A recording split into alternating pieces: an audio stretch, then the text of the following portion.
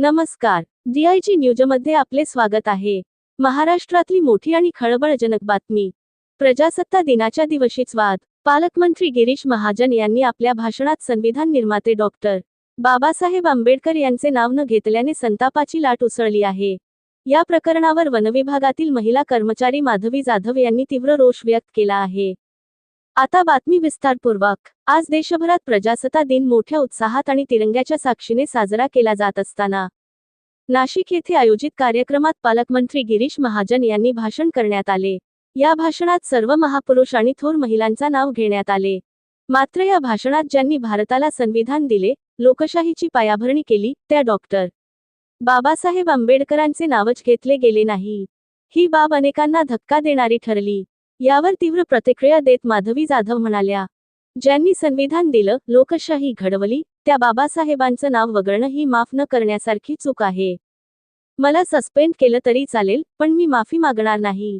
मला वाळूच्या गाड्या उतरवायला लावल्या, मातीचं काम दिलं तरी मी करेन, पण बाबासाहेबांची ओळख पुसली जाऊ देणार नाही।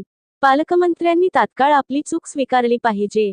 इतक्यावरच न थांबता संविधान निर्मात्यांचे नाव न घेणाऱ्या गिरीश महाजन यांच्यावर अॅट्रॉसिटी कायद्याअंतर्गत गुन्हा दाखल करण्यात यावा, अशी ठाम मागणी करत माधवी जाधव यांनी जागेवरच उपोषणाला सुरुवात केली आहे।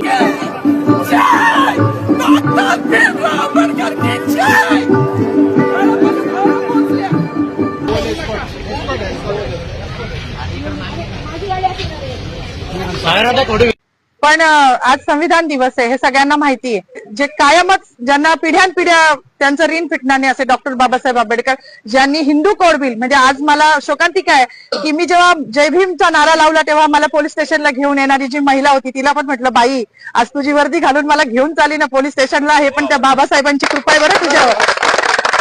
मला हसायला आलं, मी अजूनही आनंदी आहे, मला काही वाईट वाटत नाहीये। माझी नोकरी, माझं प्रमोशन मला काहीच कळत नाही, कारण माझ्या बाबासाहेबांनी हिंदू कोड बिलाचा जो राजीनामा दिला होता तो माझ्यासारख्या महिलांसाठी दिला होता। त्यांना माहिती होतं का भविष्यात माधवी जाधव जन्माला येणार आहे नाशिकमध्ये आणि ती माझ्या अस्तित्वासाठी लढणार आहे? नव्हतं माहिती, पण आमचं अस्तित्व निर्माण व्हावं। आज ज्या बसल्या आहेत ना तिकडे मंत्रिमंडळात डोक्यावर पदर घेऊन निवडणुकीपुरत्या, त्या पण बाबासाहेबांच्या जीवावर बसल्या आहेत।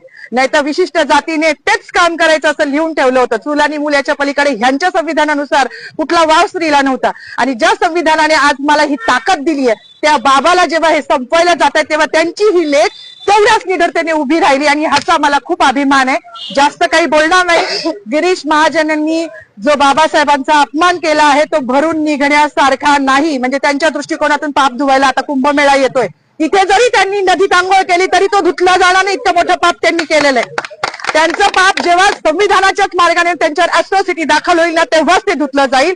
एवढीच माझी मागणी की त्यांच्यावर अॅट्रॉसिटी दाखल करावी, अन्यथा ह्याच ठिकाणी मी उपोषण चालू करणार आहे। केलंच आहे असं समजा, जोपर्यंत त्यांच्यावर अॅट्रॉसिटी दाखल होत नाही।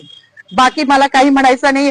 पुन्हा एकदा जय भीम, डॉक्टर बाबासाहेब आंबेडकरांचा गिरीश महाजन मुर्दाबाद, संविधान जिंदाबाद, जिंदाबाद, जिंदाबाद। या घटनेमुळे राजकीय आणि सामाजिक वर्तुळात तीव्र प्रतिक्रिया उमटत असून हा वाद आता कोणते वळण घेणार, सरकार काय भूमिका घेणार, याकडे संपूर्ण महाराष्ट्राचं लक्ष लागलं आहे। Ganesh Adlur, DIG news desk, Chandrapur.